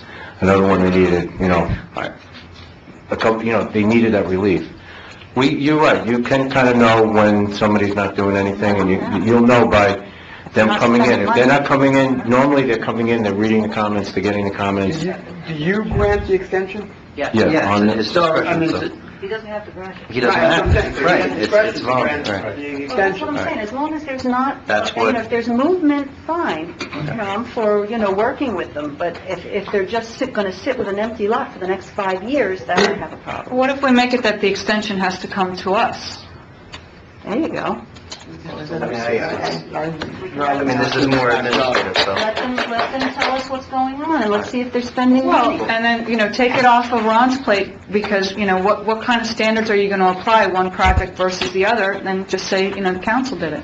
I like that All Yeah, right. but we don't deal with the developer on a day-to-day basis. You know, we don't know the intricacies It's of one the lots. extend reports a year, and then a six, just one time in the course of a development, Look, if it's, that after a year, if they're not moving forward, and we'll get to know, because we are in touch also, with the neighborhood and what's going on, and But we'll know. we have a motion, a second. Can we call poll vote, please? Thank you. Councilmember Fuller. Four. Councilmember Morano. Hold someone else. I Councilmember, think against. Councilmember Reed. Against. There we go. Councilmember Salver. 4. Councilmember Yaffe. 4. Vice Mayor Bruder. 4. Mayor Leonard. 4. Passes by 2. All right, so we have 4 more minutes left. It wasn't, And, I gotta get to a change order for the bridge. okay. Yeah, this is fast. All right. Look, can't we just vote on 10? It's all the same, it's all 11, I mean, it's all the same thing. We have to do the change order, though. The change order, It's 11:15. Oh, let's not argue about it. I want to Okay. add to it. 11, but we can go to 11:15. Are you going to make a motion? All right, That's not what, that's not what Frank said. I've been misled by Can I have a- no town. can I have a motion? I make a motion that we accept Number 19. Can I have a second for number 19, please? 19. Number 19. I've already seen All right. She's freaking out. Any questions? Poll vote, please. Sure. Councilman Yaffe. 4. Councilmember Salver. Good night. Councilmember Reed. 4. Did you get Yaffe's vote? Yes. Okay, sorry, because I got it. Councilmember Morano has left. Councilmember Fuller. 4. Vice Mayor Bruder. 4. Mayor Leonard. 4.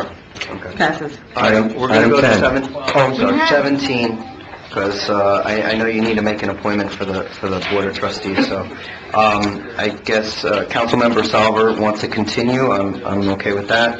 Councilmember Bruder does not. Does anyone want to be? I do. Okay, is there anyone else? Second. Second. Okay. All right. All those in favor, say aye. Aye. All right. I brought all my certificates of qualification. I'd like to go over for number 20. I know that just, the only thing I would ask on number 20 is that we approve just putting it over for first reading. And I would ask that we have the Pinecrest model.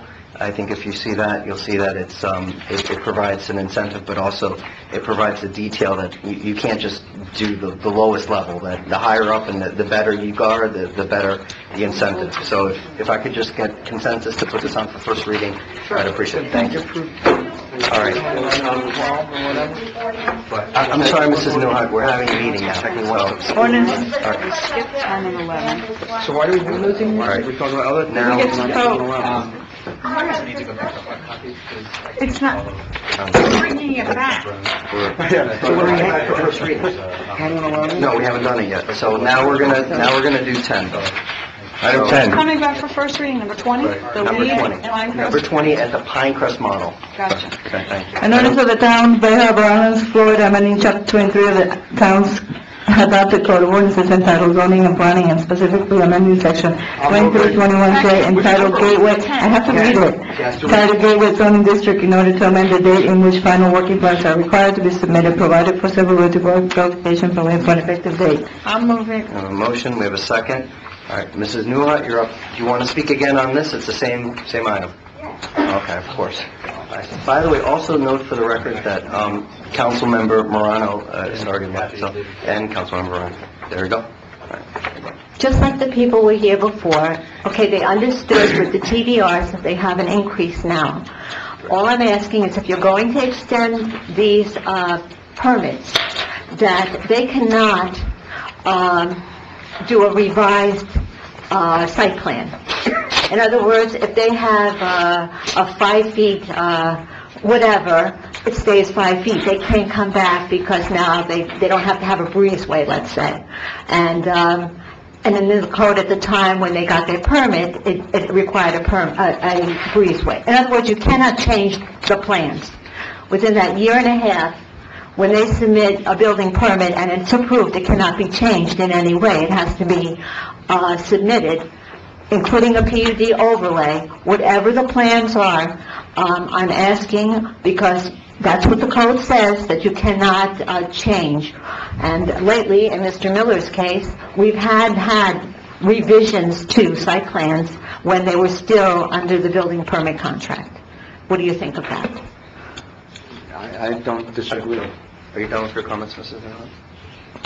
Well, the other thing is, I don't think it's fair for people like myself, who just last month or 2 months ago had the building permit not extended, and you have permits that are there for TDRs that have 3 years. There's one that you gave TDRs to that has an extended permit for 3 years. That's going to be an empty lot for 3 years. I hope you realize what you're doing when you're approving these ordinances. Thank you. All right, I call the question of poll vote, please. Molly? Councilmember Sauber. Four. Councilmember Reed. Opposed? Councilmember Fuller. Four. Vice Mayor Bruder. 4.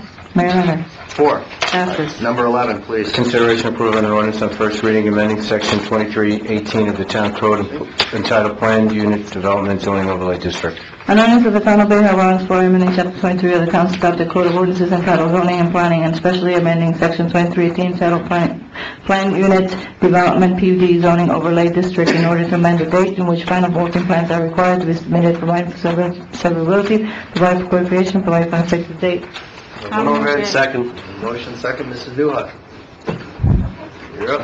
I don't think we should rush like this, and, if the manager needs to give a quick overview, I feel... I'd be happy to on this particular case. Is this not the same exact concept as the just- previous it's two just- items? They're decreasing it, every one of them, to 365 days, Okay. from 180, which is in the Just- Florida code. I just want to address something that was... It's not necessary to further elaborate on that, and to elaborate But just to answer something, it's very important that as a designer, occasionally refinements are made to designs, and any refinement that would affect the outside appearance to the building has to come back to planning and zoning. So it's not like they just make a change and just wing it through there, and that's not... Well, that's a revision. If you read the code, that's a revision. Anything you touch is a revision, and it starts all over again. And you should know that, Mr. Watson, and Mr. Miller, and the building code inspector. This is not a good code that you're changing. I mean, it is a good code, 180 days, all of Florida follows it, and now we decided to change it to 365 days, and now you're saying, well, then let's make it a variance. Why don't we make these variances to extend the building permits? Can't they have a variance with this? Can't you answer my question? This is your time to speak, Mrs. Newhart. I'm asking a question, I'm allowed to. Defer. Okay, Defer. Mr. Watson, you have the right as the manager to accept a variance. And if it costs too much money, then it comes to council, just like, Incorrect. it was mentioned with the town council member, Kelly. She mentioned that it should come to council. So if it's over a certain amount of money to change a variance, then it should come to council. Why can't we do it that way? Why are we breaking the Florida state law for our town only? It's a consistent thing. Well, we're not breaking the law, are we? No. No, but it's a standard, Absolutely not. We can it's a standard In law. fact, we made everything consistent too. It wasn't just the timing, it was making terms of art consistent throughout the Okay, code. what other town has done this? Changed the Florida state law of 180 days. It's a building code. It's a building code. You know, one other thing. If you didn't follow it, excuse me, if we didn't have that code of when a building permit expires, you're supposed to look in the Florida Building Code, and it's 180 days. You're taking now the prerogative to change everything and screw up our TDR program. Okay. All right, call it. No, let's say one thing. All right, I call the question. Madam Clerk, please. Call. Hey, Councilman Sauber. 4. Councilmember Fuller. 4. Councilmember Reed. Opposed. Vice Mayor Bruder. 4. Mayor Leonard. 4. The one thing that we missed, we make sure it goes to the front of the list next time. I have 11:12. It's not 11:15 It's up, yet. that's up to him, but I'm saying if you don't do it, then it's... What did you say? This is to bring it back. The noise item number 21 is just for us to agree that staff needs to investigate it further, because we've said with the air conditioning and all that. I agree. So we're gonna allow- We'll bring it back. Great. And then Okay. just on item 17, we didn't talk about the 2 terms. One's a 2-year, one's a 3-year, so you'll take the 3-year and I'll take the 2. It coincides with our term, so... Yes. No problem with that? Fine. All right, so we have a motion and a second to adjourn? Adjourn? All right, there we go. All right, good night. See?